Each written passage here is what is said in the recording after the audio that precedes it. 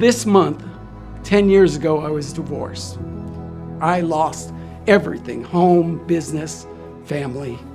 At that time, I decided to keep the oldest car that the family owned. And one day, the car broke down. I brought it to the mechanic, and he said it was this much money, which I definitely did not have. And I prayed, and I said, God, come on, a divorce, and then now the car breaks. Jesus, what are you doing? 2 days before Easter, my whole world came crashing down. I found out that my husband at the time was an alcoholic.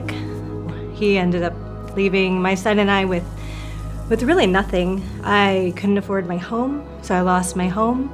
After finding out that I was going to be losing my home, and I went and found the only thing I could possibly afford, some of those smaller bills that kind of pile up while you're trying to do these larger things, I just couldn't handle at the time.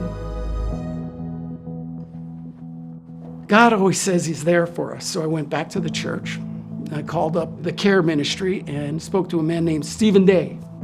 Pastor Day encouraged me to look into our Benevolence team. And Stephen invited me in, and he asked me my story, and I told him my story, and he asked me lots of questions. And I told him, I just need the transmission fixed, and I'll pay you back. 30 seconds later, Stephen Day walked back in with a check for the mechanic.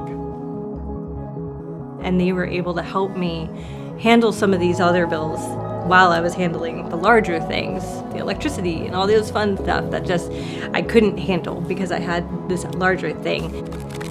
It's hard to explain when you have everything and then you have nothing, and the only thing you have is a laptop and a car, and then that breaks down. I was lost, but yet the church gave to me.